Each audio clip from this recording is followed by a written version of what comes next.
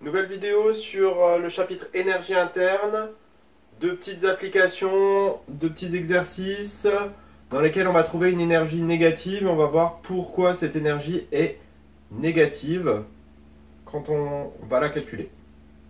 Donc, première question, on va demander de déterminer l'énergie libérée par 300 kg d'eau qui passe de 60 degrés à 20 degrés, donc de l'eau qui se refroidit.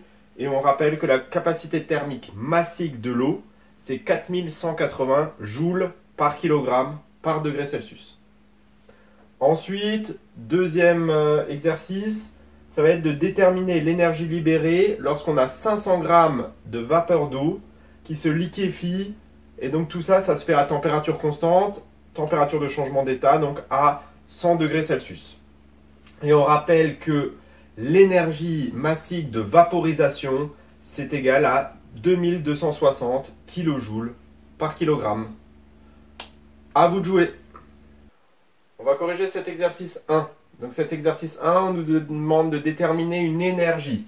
Donc on veut calculer Q, une énergie thermique. On nous donne la capacité thermique massique de l'eau, 4180 joules par kilogramme par degré Celsius. On nous donne la masse, une température finale, une température initiale. Donc ça veut dire qu'on va utiliser la formule Q égale à M fois C fois température finale moins température initiale. J'en profite tout de suite pour rappeler que la température, on a choisi de la noter T dans cet exercice, mais on pourrait très bien la noter aussi θ pour être plus rigoureux puisque la température est exprimée en degrés Celsius. Donc c'est pour ça, si jamais vous avez appris à bien faire la distinction entre T, température en Kelvin, θ, température en degrés Celsius, ici, rien ne vous empêche de mettre θF moins θI. Donc, maintenant, on passe à l'application numérique. Donc Q, c'est égal à 300 pour la masse. Attention, la masse est en kilogrammes. Donc il faut vérifier que notre C va être bien en par kilogramme. Donc je fais 300 fois 4180. 4180 joules par kilogramme. Donc c'est bon, on n'a pas besoin de convertir la masse. On a bien des kilogrammes et ici des par kilogramme. Le résultat sera en joules, puisqu'ici dans notre C, c'est en joules par kilogramme par degré Celsius. Ensuite, je multiplie par température finale 20 moins la température initiale 60. Donc ici, j'aurai bien 20 moins 60 et du coup, j'aurai moins 40. Donc ça veut dire que j'aurai bien un résultat négatif. Je fais l'application numérique et je vais trouver moins 50 millions. Je vérifie mon application numérique. 160 000 joules. Là, j'ai mis avec tous les chiffres de la calculatrice. Je vérifie ici, je n'ai que deux chiffres de précision. Donc, j'écris ça plus proprement. Moins 50 mégajoules. Comme ça, je ne garde que deux chiffres de précision. J'ai un signe moins car c'est une énergie qui a été donnée. C'est une énergie qui a été libérée. On a vraiment notre système qui a, en fin de compte, qui s'est refroidi. Donc, ça veut dire qu'on a de l'énergie qui a pu être aussi perdue. Donc cette énergie, elle est partie. Donc c'est pour ça qu'on a bien ce signe moins. Donc voilà pour l'exercice 1. On corrige cet exercice 2. Donc cet exercice 2 nous demande de calculer, de déterminer une énergie lorsqu'on a un changement d'état. Donc ça veut dire qu'on va passer en fait de vapeur d'eau, donc qui est sous forme de gaz, vers un liquide. Donc déjà, il faut rappeler comment se nomme ce changement d'état gaz vers liquide. Donc c'est une liquéfaction. Par contre, si on passe de liquide à gaz, ça va se nommer une vaporisation. Donc c'est important de connaître les noms précis pour chaque changement d'état. Donc, on nous demande de déterminer l'énergie, sachant qu'on nous donne en fait une énergie massique de changement d'état, ici une énergie massique de vaporisation. Donc c'est pas le changement qui nous intéresse, mais c'est pas grave, on va voir comment on va s'en sortir.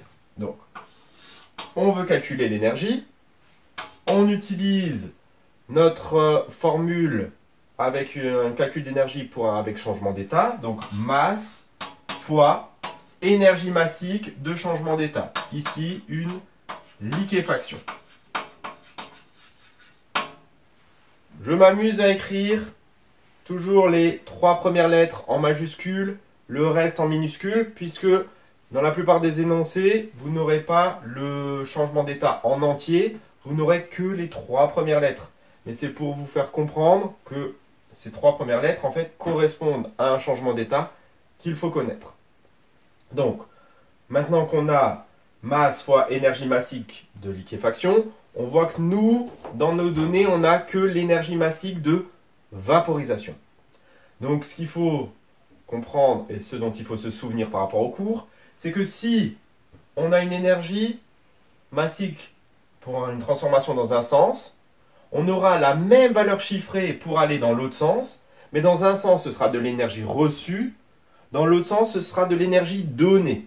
Donc, dans ce cas-là, ça veut dire qu'on aura juste un signe moins qui va changer entre les deux changements d'état. Donc, ça veut dire qu'on aura Q qui sera égal à la masse fois moins la valeur d'énergie massique de vaporisation. Donc ça veut dire qu'ici, si on passe aux valeurs chiffrées, on va multiplier par moins 2260 kJ par kilogramme. Donc attention, on est en par kilogramme, alors que la masse est de 500 grammes. C'est-à-dire que ici, dans ma formule, il faut que je mette ma masse en kilogrammes, soit 0,500 kg. Je fais l'application numérique, donc 0,500 fois moins 2260. Attention, on a un signe moins, puisque c'est de l'énergie qui va être libérée par notre système. Donc moins 1130. Je regarde l'unité ici, kilojoules. Pour être cohérent au niveau de la précision, ici j'ai 3 chiffres de précision, ici j'ai 4 chiffres de précision. Je vais garder du coup seulement 3 chiffres de précision. Donc ça va me faire moins 1,13 mégajoules comme résultat final. Donc on a bien un signe moins, puisque c'est de l'énergie qui a été libérée par notre système. C'est tout à fait normal. Et on a bien compris comment on pouvait s'en sortir quand on a une transformation qui est l'opposé de celle qui est dans les données. Voilà pour cet exercice 2.